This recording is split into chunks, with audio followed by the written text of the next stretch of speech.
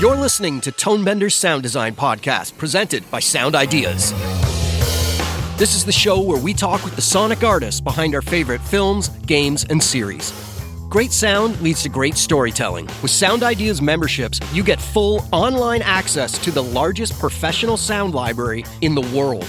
Choose the tier that fits your needs, including up to unlimited downloads on the royalty-free use of hundreds of thousands of amazing sounds. From cinematic impacts and detailed ambiances to everyday essentials and specialty effects, it's all ready to preview and download on demand. Go to sound-ideas.com to find the membership that's right for you. Hello and welcome to Tonebenders. My name is Tim Muirhead, and I've just landed back in Toronto from a whirlwind trip to Los Angeles. Our next episode will be a deep dive into my trip. Luckily, my traveling was smooth and easy this time after last year's bonkers flight delays and misadventures. Today's episode is a primer for your Oscar pool. I was lucky enough to talk with each of the sound teams that are nominated in the sound category at this year's Academy Awards. I think this is the third year in a row that all the nominated teams have also been featured on Tonebenders. It's not lost on me that Tonebenders has been able to be a trusted home for the world's top sound teams as they make these amazing films. I hope I continue to earn that trust by making this podcast a place people want to stop by and spend some time with. Not only have I talked with each team, two of them were recorded live in front of an audience, a new wrinkle in the Tonebenders experience. I hope we get to do more of these in the future. If you know anyone that's really into winning their Oscar betting pool this year, please let them know about this episode as a quick way to do research of all the nominees in the sound category. So let's get to it. First up, here's a section of my talk with the Frankenstein sound team. I got to do this talk in person as part of the Toronto International Film Festival, where the film made its North American premiere. Frankenstein just took home the MPSC Golden Reel Award for Best Sound Effects and Foley Editing. Here's a clip from episode 338 with re-recording mixer Brad Zorn, supervising sound editors Nathan Robitaille and Nelson Fiera, along with Foley artist Goro Koyama. Near the beginning of the movie, there's a scene where the creature, is attacking a ship that's frozen in ice. And the crew of the ship doesn't know what's coming at them. They get out their guns. Boom! Humongous gunfire. Boom! Humongous gunfire. Creature keeps getting back up. And then the captain of the boat says, I can't remember. Blunderbuss. Yeah, the big gun. Yeah. I'm like, these guns already sound huge. How are they going to pull this off? Then it's got to get even bigger. You have just you've opened the can of worms. Like a softball, like you guys right can leave. No, so this is funny. I'm going to wind back a long time. This is going to be very anecdotal. We're talking like 10 years ago, my father-in-law started talking to me about this. He's a war historian, and one of the many things he does as a historical consultant is supply weapons to film shoots and museums. And he's always gone on about how muskets never sound right in movies. They never, like every dinner, muskets don't sound right in movies. We got to record live muskets. I think it's because they're not live. The sounds they're using, they don't have musket balls coming out of the ends of the barrels because these aren't rifled barrels. It's a very slow combustion, and this little piece of lead rattles down the barrel, and like it's got its own signature sound.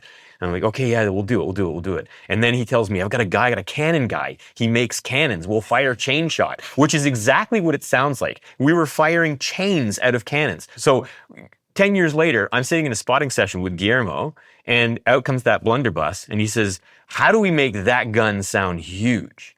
And I'm already thinking like, okay, I want the muskets to sound huge. We can make that sound big. I think cannons. And so I said, I think we should record live cannons. We should fire chains out of cannons. He looked at me like I was nuts. Oh, no. And I got to say, I have a cannon guy. And so he just got this big smile on his face. He's like, you should do it. And then after the spotting session, Miles came up to me and he was like, just tell us what you need. And so I got to go out for a day with like some of my best friends in the industry and my father-in-law, and we fired live muskets and chain out of cannons.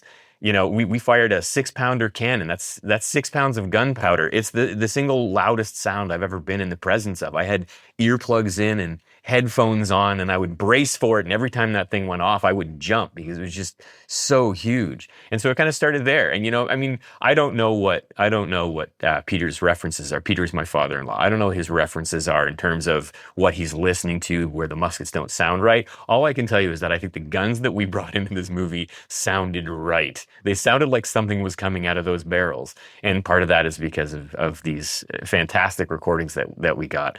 Dash Naidu, he's one of the effects editors on the movie. He mastered them all for me and did a spectacular job, pulled so much frequency out of them. And boy, howdy, did those things sound big. It was fun. And this movie had tons of those stories, right? Like these crazy fun days that we got to spend doing wild, insane stuff like that. We walk away, this movie doesn't owe us anything. Yeah, and I got to benefit from mixing some of that, great stuff. So it was just, a drawer of candy I could draw from to like, all right, we got those muskets to sound really cool. We added the bullet whizzes and stuff like that, which were really cool, which were sort of specific, the ball sound. When he gets hit, you hear the yeah.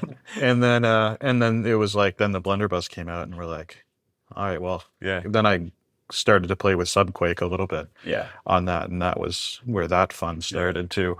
Yeah. Where I was like, we did also add a church bell. We did also add a church bell. The blunderbuss. We have to talk about the big scene where the creature gets life, the lightning storm.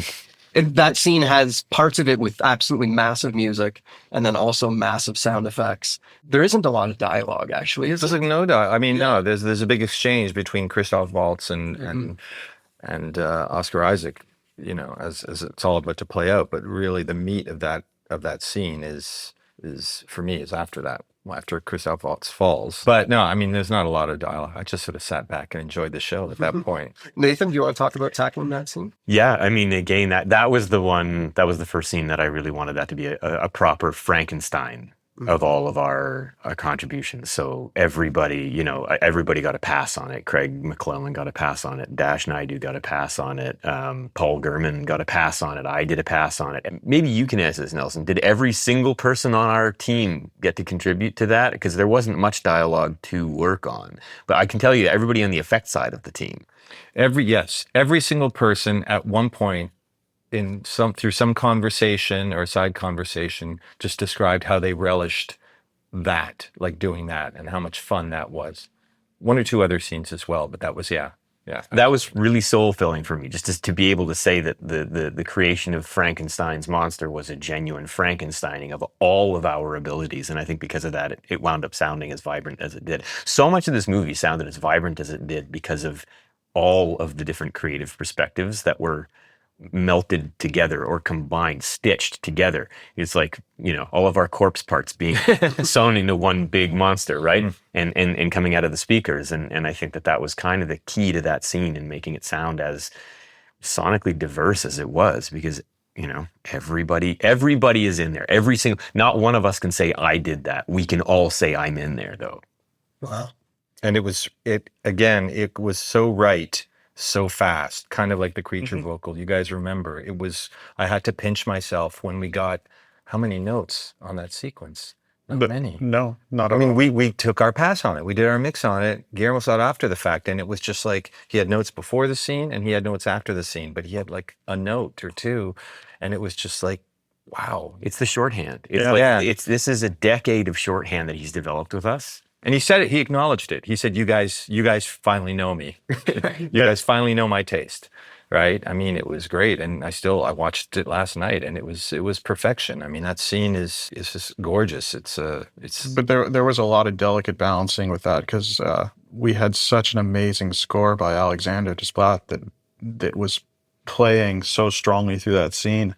So from an effects mixing point of view, it was like, how do I let that stuff play? Because it's so good and it plays everything so well. So I had to find that balance in those places to really hit that stuff and those moments. And I think that, like he said as well, from a mixing end of thing, like between Chris and I, that was a complete collaboration. Like everything just Yeah. worked together so Dance. well and Yeah. came together. Yeah, it was. And big world and small world. I mean, a sky full of lightning and rain, the tower, right into the nervous system of a human body. I mean, it's the whole range, right?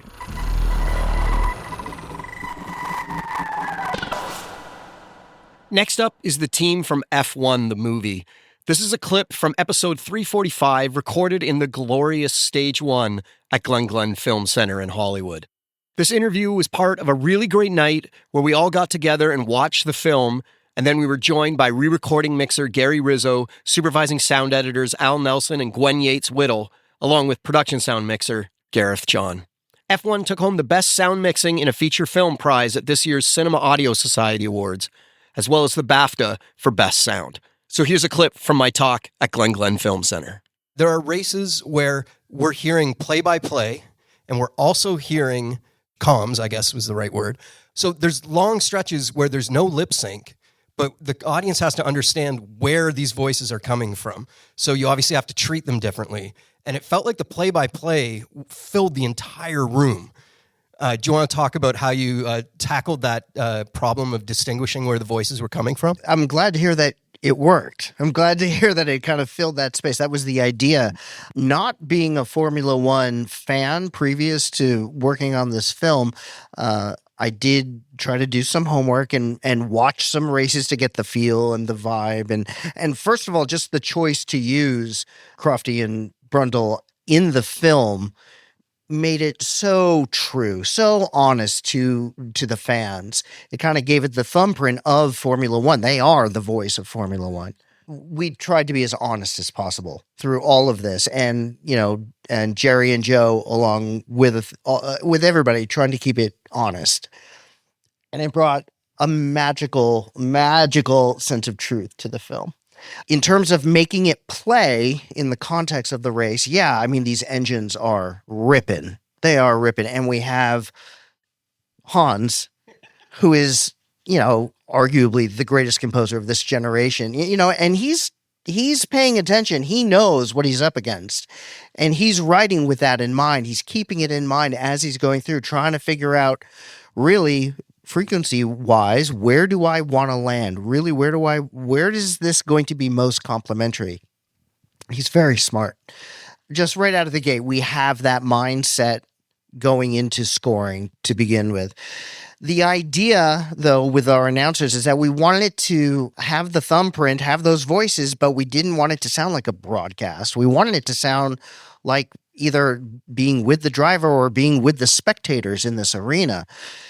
So, of course, we have the benefit of Dolby Atmos as our premiere format. So, yeah, let's try and really take the time and make the efforts to try and create unique delays and unique slaps and a unique space to emulate what it would be like at an outdoor event of this magnitude. And the nice thing about that is that you can really differentiate between what the announcers sound like and what on-camera dialogue sounds like. And yes, there are futzes between the driver and the crew. The hard thing is when you're shifting perspective within the world of futzing, so you have to have a futz within a futz. That's where things get a little weird, and you have to get creative. We're trying to be true to what those futzes sound like in real life. What do those comms truly sound like? Dad, I was trying to stop the futzes for the whole time. It's all good. It's all good. No, I mean, we're trying to make a dimension of dialogue.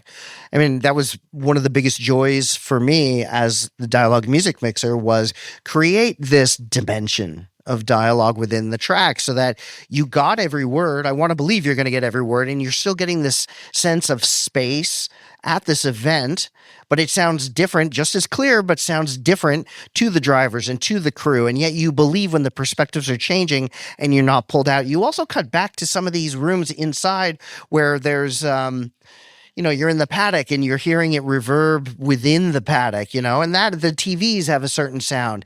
And when you're hearing that TV, you're actually hearing the arena outside, or you're hearing the event, the dry of the event, or in this case, it was a very reverberant version of the event outside with the futz of the TV, many layers of futz happening at once. I mean, a true fun playground-like challenge, and that was It was great. And then, we're making a million different choices in terms of what's important in this scene or on this shot in this moment. That's what re-recording is really all about. What the dub is all about is figuring out what do you need, what emotionally works, what is supporting the story and the narrative that's happening in any given moment in the film, whether it's a shot, whether it's a scene, whether it's the arc of a reel or the arc of the entire film. And to go back to really one of the first questions you had in terms of the races and the structure of the races, which ones have music, which ones don't have music, which ones have music that enters halfway through, when do we use the announcers, when don't we?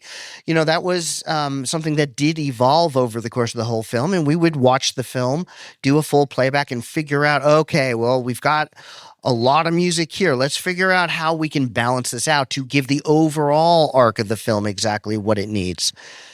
It was a challenge, but it was fun. Al, do you want to talk about the idea of when you're recording pass-bys?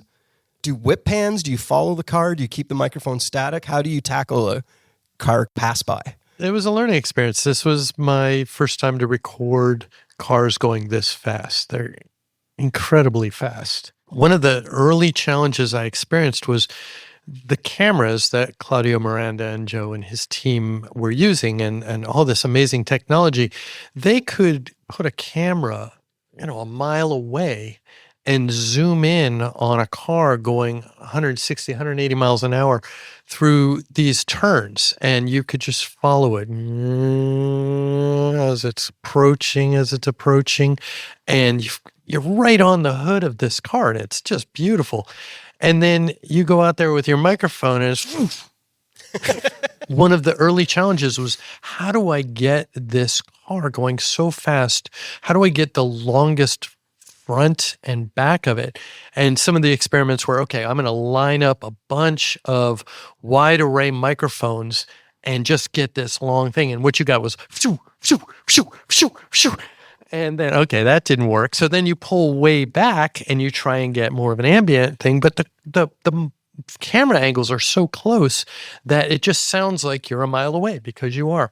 So there were a lot of challenges of figuring out how best. At one point, we used an ambisonic mic, and we just put it in the middle, and we just cranked the gain way up and put it in mono mode so that it basically was like a tracking mono mic. So were there a variety of experiments to try and get as close to these cars going so fast and to feel those gear shifts and those downshifts, because it's not just, can you get the car going, meh, because they're not doing that. They're constantly going, third gear, fourth gear, fifth gear, sixth gear, seventh gear, eighth gear, eighth gear, eighth gear, eighth gear, 7, 6, 5, 4, 3, 2, 2, 2, 3, 4, 5.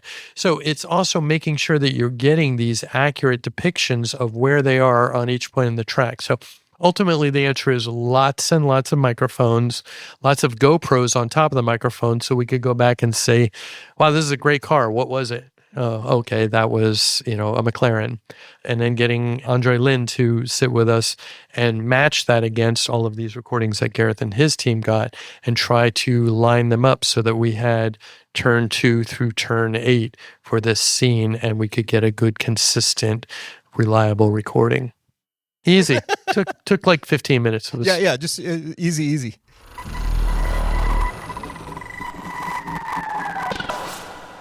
Morphosis is a powerful neural timbre matching tool designed for audio professionals. It works by applying the tonal qualities of one sound source onto a second sound in surprisingly effective ways. I think where Tonebenders listeners will be most interested is what it can do for sound effects and voices. Morphosis works entirely locally on your system, which means it delivers fast, high-quality, and data-secure results. By using model packs to analyze one sound and reshape it with the tonal identity of another, Morphosis can bring nearly endless creative possibilities. It currently includes 18 model packs totaling over 400 models covering instruments, voices, and effects. A whole range of sound effect-focused models are already available, including creatures, robots, animals, winds, footsteps, water, and more coming through regular updates. The software works as an AAX plugin or as a standalone app, allowing the user to pick which workflow works best for them. The interface is straightforward and allowed me to get interesting sounds quickly. Completely reimagining a voice is extremely easy. Here is Morphosis changing my voice by simply loading in a few new models. I personally had a blast designing new wind sounds using the stems from the score of a project I'm working on as the source. So head to hal-audio.com now and use the promo code ToneBenders25 to get 25% off your purchase of Morphosis. Okay, back to my real voice. That was really cool and easy to do, and the results are just as great in the sound design world as well. This is a major step forward for audio morphing technology. Use promo code ToneBenders25 to get 25% off and let Morphosis redefine what's possible with your sound design. Sinners was another big winner at the Golden Reels from the Motion Picture Sound Editors. It took home the awards for Best Music and Best Dialogue Editing in a feature film. This is one of my favorite interviews I've ever done for Tone Benders. The team had a lot of chemistry and clearly really cared for each other. There was also an extra element where re-recording mixer and sound designer Steve Bodecker was having technical issues and was not able to get his mic to work on the call. So he was on screen tinkering away, trying to figure out the problem while listening the whole time. So when he finally got on the call and his mic was working 45 minutes into the interview, it was kind of this amazing, hilarious victory for us all that we finally got to hear from Steve. This is a clip from Tone Benders episode 335 featuring re-recording mixer Brandon Proctor, supervising sound editor Benny Burt, and supervising dialogue and ADR editor David Butler. We go through time, the music becomes modern and it's also old. We hear foot stomping and it's right before the vampires kind of approach the door. And it's this amazing sonic explosion of sound. Maybe we could talk about going through that. Benny, do you want to talk about the intent of that scene from a sound perspective? Sure. You were saying earlier the movie kind of caught you off guard, or you just didn't know what to expect, and it was kind of a bit of a surprise. I think we all kind of felt that way. The first time I saw it and read it, it just was a lot to digest. And this scene, I remember reading about it and just kind of not being sure what it was on paper. And then the first time I saw it, all I could say was, I remember telling Steve, it's a lot to digest, but I don't know what to think, but I loved it. It's just such a cool scene. One of the challenges we faced was a lot of people that were giving feedback, I think, felt the same way. They loved it, but they weren't quite sure if it took them out of the movie because it was so different. And so there was a lot of conversations as how do we get it so that it feels like we're in Sammy's mind and that all these ghosts aren't really all there all of a sudden. And so at least from an effects standpoint, we started pulling back some of the layers to just kind of let the music live and get out of the literal world, but to losing Foley, losing some of the effects and make it feel less grounded in reality. And one of the great things about this scene is that because it's a long single shot, is that it gives us the opportunity to kind of really play with sound to allow it to move around the room. It's just a fun experience, especially in Atmos or IMAX, where you just feel it kind of just all the way around, and it's just unique in itself. Yeah, there's not a lot of opportunities in other films where you can pan all the layers of the music as much as you want and get away with it and actually have it work in a scene. And of course, that single perspective, even though it might be 3 cuts in there, I'm not sure, but that single perspective allows you to do that and to be able to kind of keep track of where Sammy is the whole time. And Ryan even took me through the whole scene. And basically, I panned Sammy with Ryan. So he was constantly telling me and blocking where the camera was with Sammy the whole time because you don't see him the whole time. And so we stay true to where Sammy really was on set as well, because at times you're like, wait, is he to the left? Is he to the right? And just to be able to stick a solo acoustic guitar and actually pan it around the room is pretty amazing. And just to constantly keep track of are we balanced to the room? Is there too much left, too much right? Can we actually get away with that? Constantly trying to keep it in check without also taking the viewer out of it. It's fun, but is it fun at the sake of the film? And Ryan's always telling us to just push it, just to continue to go further, go as far as we possibly can. We are constantly doing that on this film all over the place, actually. What can we get away with and still make it cinematic and part of the film?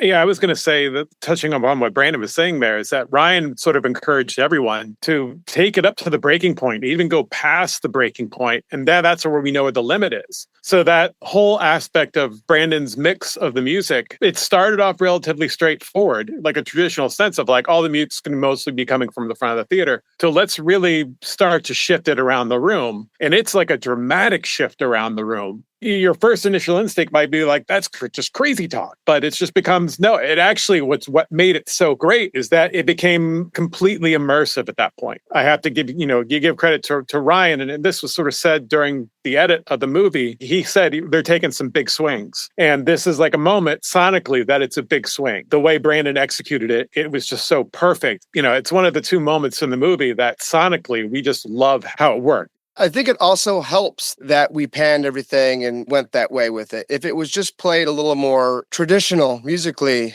it almost sticks out more, I feel like, as a scene. It also gives Ryan the opportunity to almost do whatever he wants in the rest of the film. If he can get away with this scene, after that, you can have vampires killing, whatever. You can do whatever you want. I think there were even people advocating to have him remove it. There were. There were people that saying it took me so far out of the movie that I don't think it should be there. Yeah. And it's a crazy thought, especially now where we are here. It's just like, I can't imagine it not being in the movie. I think once we got all the glue of the film together and the sequence of the edit, at that point, people finally came on board. So can we talk about the scream? We can. Go for it. Yeah, everyone's laughing because we got shut down. The post supervisor was like, you guys are getting... It was late. It was late on a Saturday night. Well, that's true. That's true. Which scream is this? This is the moment that Joan comes in and it's the Remick reveal and she lets out a big scream after, her husband is like now getting up off the floor. Remick's like, oh, no, it's all right. It's all right. Don't cry now. He's all better now. And then she lets out this big scream. And it was long, but it was Ludwig's idea of like, let's make it longer. She's a musician herself. She's a singer. So she maintained perfect pitch throughout that entire scream. So then we could sort of take that section and reverse it and then add on to it again and eventually turn it into like this 10, 14 second long scream. Hey, baby. Don't cry.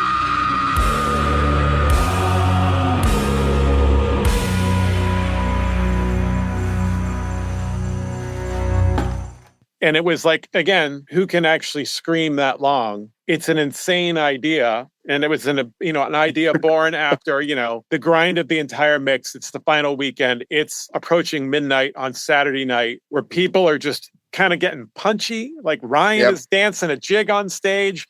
Everyone's just like, a little bit loopy. Yeah. But it was like, here's this batshit idea. Let's try it. And then we tried it. And it was like, of course it worked.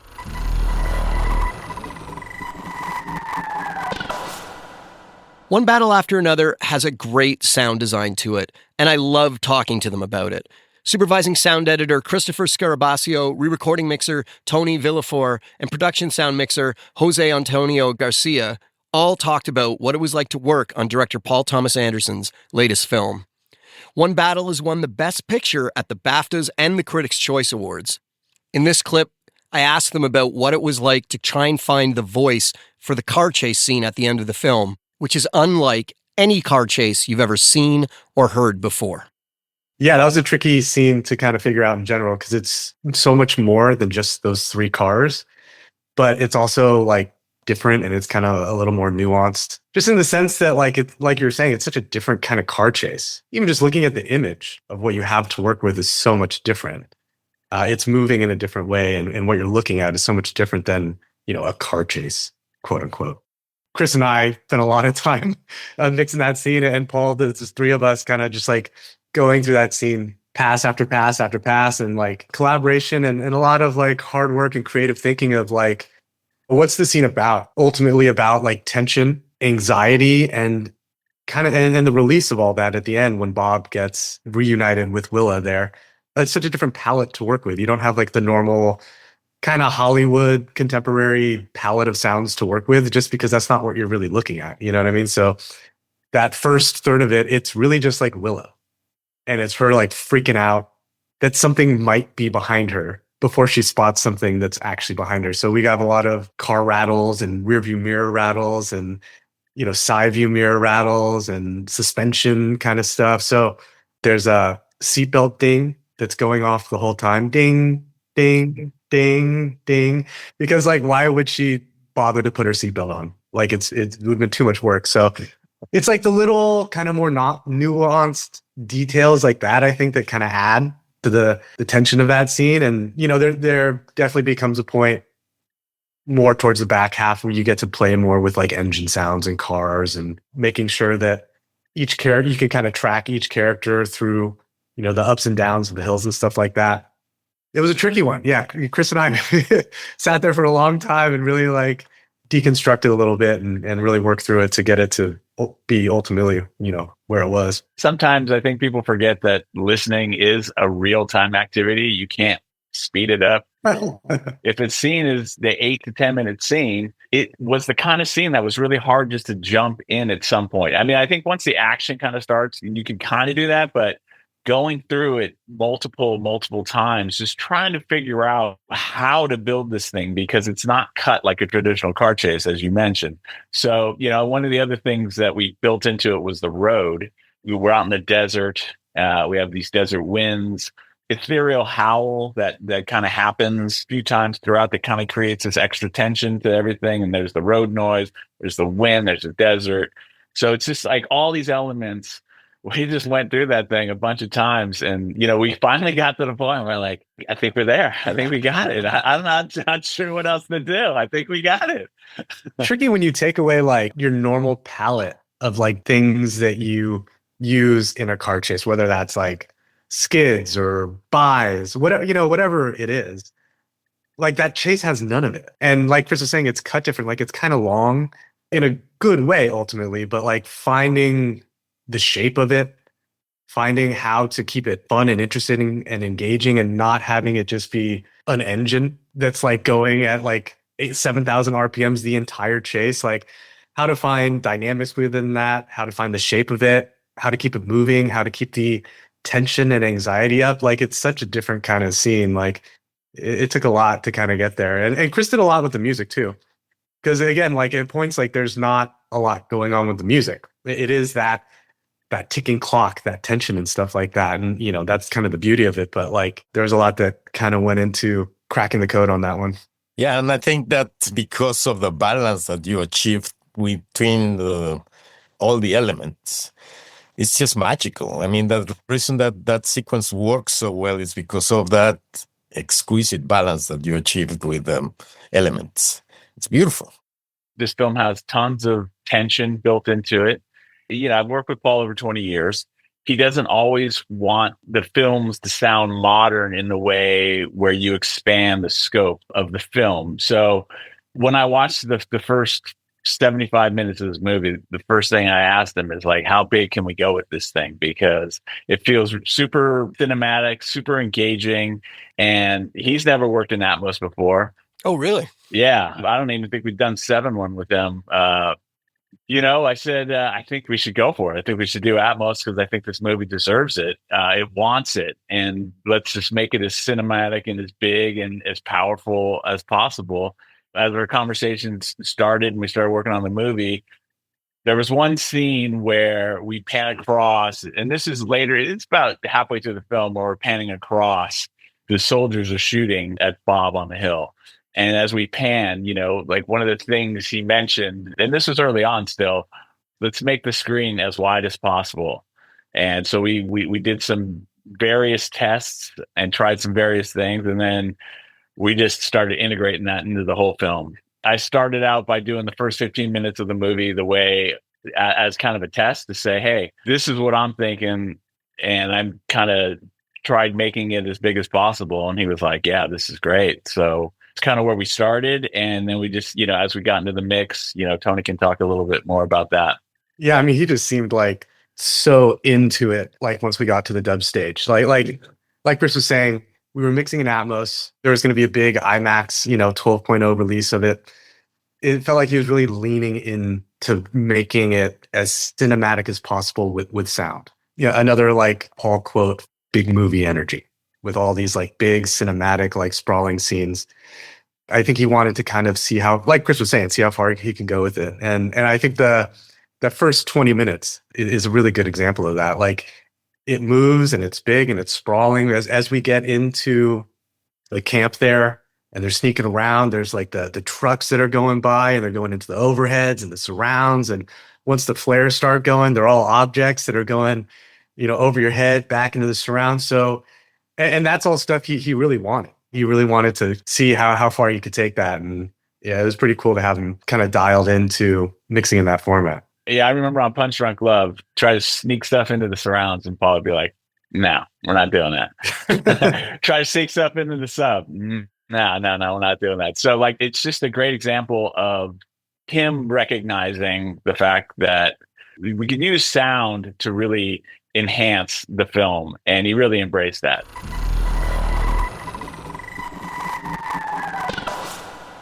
We've now talked to 4 of the nominees at this year's Oscars in the sound editing category. So finally, let's get to a clip from my interview about the sound work on Sirat, which just won Best Sound in an International Feature at the MPSE Golden Reel Awards. This clip is from the second live episode that Tonebenders did recently, when supervising sound editor Laia Casanovas flew to Toronto from her native Spain to talk with me after a screening of Sirat. You can hear the entire conversation in Tonebenders episode 352. Laia was really fun, and it was amazing that she agreed to do this interview in her second language, and she was still fantastic and had a lot of insight. So let's hear a clip about Sirat. I remember when I read the script and I read that scene, I was like, how can we do that? Because usually it doesn't work. Exactly. What we did was we wordalize the music. We record the music. Also, we work a lot very close with Candy Ray, the composer. He did like 5 or 7 different tracks, different kind of music. And we play it through the LFE of the studio to activate different textures of metal rattles at the rhythm of the music, also textures of glass and that kind of stuff. And also we record the music with a real speaker. What we did was to treat it not only the music, how the music impacts in the track, and the surrounds have different layers of that glasses and metal reacting to the music. It's a cool scene because she talks about how she likes fixing the speakers because every time they play, you get something different. And I think anyone who's ever tried to record sound effects, that's the fun of it, is that different things happen when you do different things, and it's always a surprise. It's very rarely the thing that you're going out to record that ends up being the most exciting thing. It's it falling over accidentally or something like that. I'm wondering if there were any interesting sounds that you found along the way making this film. Yes, for example, we were talking a lot with Oliver and all the team, how we can have the same texture that the image has, because the film is shooted in 16 millimeters. How we can have that grain that the image have in the sound. We tried to make some recordings without protecting the microphones and looking for that kind of distortion in sound that matches with the image, to have that texture that the image has also in the sound. So interesting because technically it's not good, but in that movie it works. You said earlier that the desert is kind of like one location. How did you make it feel internal? Like there's parts of the film where it feels like we're going inside their heads and stuff like that. How did you approach that? Something that inspired me a lot was the music, because it has that powerful bass, and I thought that we have to have that powerful bass also in the sound effects and in the with the ambiances. And we craft all the winds with different layers, having the frequencies that we wanted in each layer. When Luis crosses all the minefield, and we have that kind of blowing. It's not only wind sources sound. They are some geysers. Geysers. Yes. Yeah. Treated with EQ and some river to have that rumble, that low bass power. And also we recorded a lot of different textures of the dust and the sand in the studio to have that control of the bass of the wind and also the texture of the grainy desert. Okay, you've now heard from each of the nominated films at this year's Academy Awards in the sound category. Feel free to let me know which one you think should win. Please tune in next week for a fun episode of interviews I was able to record in the backstage area at the Golden Reels. I got to talk to the winners of almost every category, and I also got to talk to one of the all-time greats of sound design, someone who's never been on Tone Benders before. It was really exciting time, and I can't wait for you all to hear it. So tune in next week, and until then, thanks for listening to Tone Benders. Great sound leads to great storytelling. With Sound Ideas memberships, you get full online access to the largest professional sound library in the world. Choose the tier that fits your needs, including up to unlimited downloads on the royalty-free use of hundreds of thousands of amazing sounds. From cinematic impacts and detailed ambiances to everyday essentials and specialty effects, it's all ready to preview and download on demand. Go to sound-ideas.com to find the membership that's right for you. Tone Benders is produced by me, Timothy Muirhead. Theme music is by Jim Guthrie. You can reach me via email through info@tonebenderspodcast.com. Follow Tone Benders on Instagram to stay on top of new episodes. If you like the show, you can help us out by spreading the word to your friends and colleagues, or leave us a tip. Just go to tonebenderspodcast.com and click support.